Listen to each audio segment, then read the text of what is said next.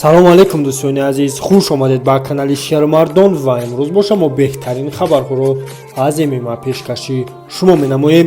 пеш аз оне ки видеороликро оғоз намоем, дар видео лайк мон ва дар канали мо обуна шав. рафтем. Камил Гаджиев, президенти Fight Night Global гуфтааст ки мехоҳам байни Нурулло Алиев рекордаш 59 ва Крил Крюков ки рекордаш 9-2-1 мебошад набардро ташкил бикунам. бояд қайд кунем ки Нурулло Алиев бо ин лига шартнома баста буд ва аввалин бои худро дар ин лига бо варзишгари рус Александр Гребнев гузаронд ки бо решени судя даст боло шуда пирӯзиро ба даст овард.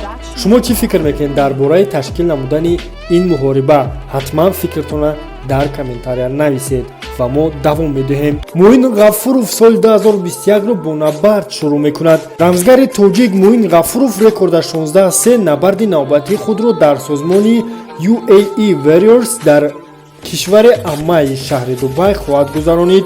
мусобиқа рӯзи 15 январ баргузор мегардад. номи ҳариф рӯзҳои наздик паҳн карда мешавад ва мо бошад бесаброна ин муҳорибаро интизор хоҳем шуд.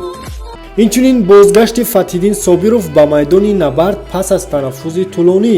рамзгари маъруфи тоҷик Фатҳиддин Собиров рекордаш 14-3-1 бо созмони нави Open FC созишномаро барои иштирок дар мусобиқаи ин созмон дар рӯзи 20 феврал имзо кард. ҳариф намояндаи кишвари Гурҷистон Бидзина Гавашели ки рекордаш 7-1 мебошад. дар ҳақиқат ҳам дӯстони азиз, соли 2021 соли пурмуваффақ барои варзишгарони тоҷик дар ММА шуда истодааст, зеро яке аз ситораи машҳури тоҷик дар ММА Аъзам Ғафуров аз бозгашти худ хабар дод. муҳорибаи ӯ дар моҳи феврали имсол барпо хоҳад шуд. аз рӯи баъзе хабарҳо ҳарифи Аъзам варзишгари бразилигӣ хоҳад шуд, аммо мо бошад хабари офиtsiалро интизор хоҳем шуд. ин буд видеои имрӯзаи мо дӯстон.